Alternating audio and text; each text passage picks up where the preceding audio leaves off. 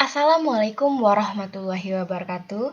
Hai teman-teman semua, perkenalkan saya Vina Dita Mandasari dengan NPM C1C021030 dari kelas D, Prodi S1 Akuntansi, dengan dosen pembimbing Bapak Wisman MPD. Baiklah, pada kali ini saya akan menjelaskan materi, yaitu tentang karya tulis ilmiah. Pengertian karya tulis ilmiah. Karya tulis ilmiah adalah karya tulis yang dibuat untuk memecahkan suatu permasalahan dengan landasan teori dan metode-metode ilmiah. Biasanya, karya ilmiah berisikan data, fakta, dan solusi mengenai suatu masalah yang diangkat. Penulisan karya ilmiah dilakukan secara runtut dan sistematis. Ciri-ciri karya tulis ilmiah. Yang pertama, mendalam atau tuntas. Artinya, topik pembahasan yang diangkat dalam karya ilmiah dikupas secara mendalam, mendetail sampai ke akar-akarnya. Agar sebuah topik dapat dibahas dengan tuntas, maka seorang penulis hendaknya tidak mengangkat topik yang terlalu luas. Contohnya, pemberantasan korupsi di Indonesia. Yang kedua, objektif. Segala keterangan yang dikemukakan dalam tulisan itu adalah benar dan apa adanya sesuai dengan data dan fakta yang diperoleh. Keobjektifan karya ilmiah dapat dicapai dengan tersedianya data literatur dan data lapangan yang memadai, atau datanya harus representatif. Dan jangan sekali-kali seorang penulis memanipulasi data. Yang ketiga, sistematis. Artinya, uraian disusun menurut pola tertentu sehingga jelas urutan dan kaitan antara unsur-unsur tulisan, berkesinambungan, berurutan, dan berkaitan. Yang keempat, cermat. Seorang penulis harus berupaya menghindari kesalahan atau kekeliruan baik dalam pengutipan, penyajian data, dan penulisan huruf. Yang kelima, lugas. Artinya, pembicaraan langsung pada persoalan yang dikaji tanpa basa-basi. Keenam, tidak emosional. Artinya, tanpa melibatkan perasaan. Yang ketujuh, logis. Maksudnya, segala keterangan yang disajikan memiliki dasar dan alasan yang masuk ke akal. Yang kedelapan, bernas. Artinya, yaitu meskipun uraian itu singkat, isinya padat.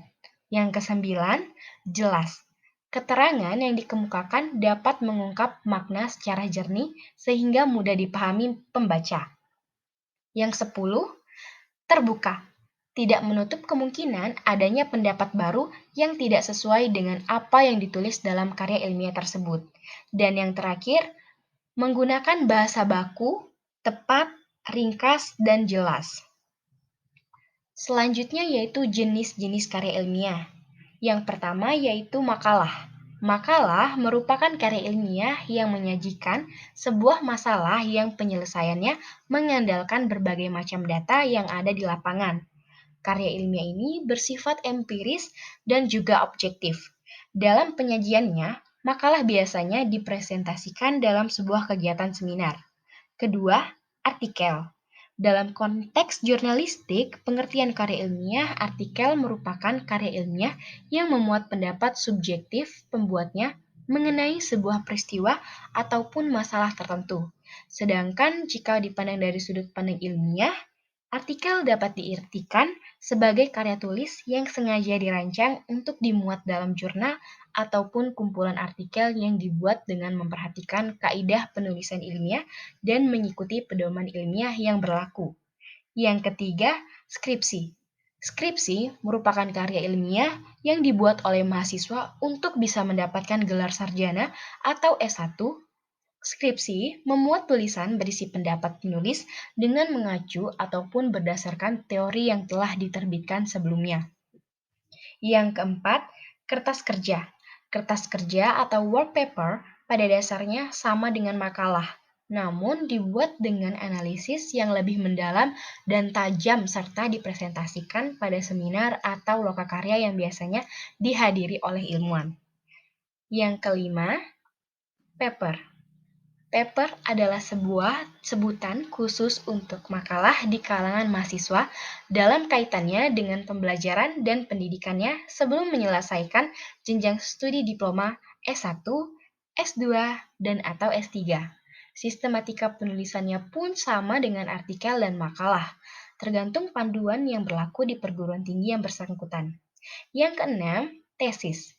Tesis adalah karya tulis ilmiah mahasiswa untuk menyelesaikan program studi S2 atau pasca sarjana yang bersifat lebih mendalam dibandingkan dengan skripsi.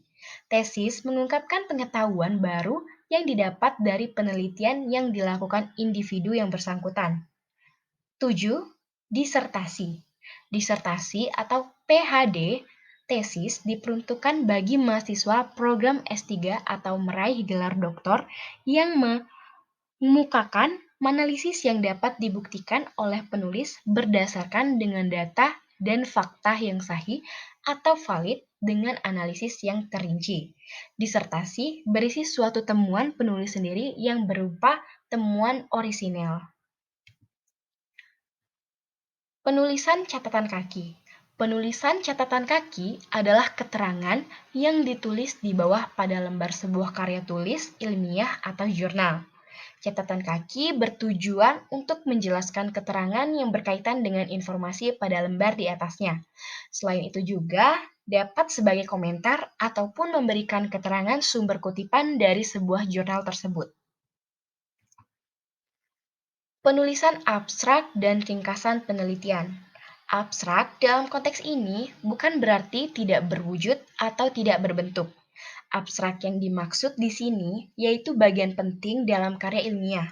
Abstrak adalah suatu ringkasan isi dari suatu karya tulis ilmiah yang berfungsi sebagai alat bantu seorang pembaca agar bisa mengerti inti dari tujuan seorang penulis.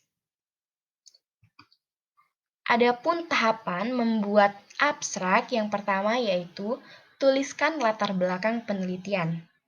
Kita dapat menulis abstrak dengan memaparkan latar belakang penelitian. Jabarkan pula tentang topik, isu, masalah yang diangkat dalam penelitian. Kita juga dapat menjelaskan hal unik dari penelitian sehingga penelitian dan penulisan karya tulis ilmiah perlu dan patut dikerjakan. Pada bagian ini pula, pembaca bisa mendapatkan gambaran mengenai alasan penulis melakukan penelitian. Yang kedua, jelaskan metode penelitian yang dipakai.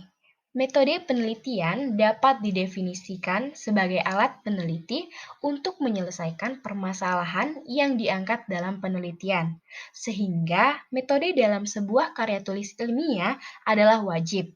Tanpa metode penelitian, karya tulis ilmiah yang kamu buat tidak memiliki landasan yang kuat, dan data dapat dipatahkan dengan mudah oleh peneliti lain.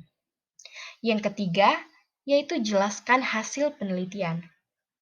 Pada bagian ini, penulis abstrak menjelaskan secara ringkas hasil dan temuan dari penelitian agar pembaca mengetahui apa saja yang didapat dari penelitian tersebut. Yang keempat, berikan kesimpulan. Kesimpulan merupakan bagian yang tidak boleh terlewatkan. Kesimpulan ini berisi interpretasi penulis mengenai penelitian yang dilakukan. Penulis harus mampu memberikan kesimpulan dari serangkaian proses penelitian. Yang kelima, masukkan kata kunci. Inilah yang membedakan pengertian abstrak dengan bagian lain dalam karya tulis ilmiah.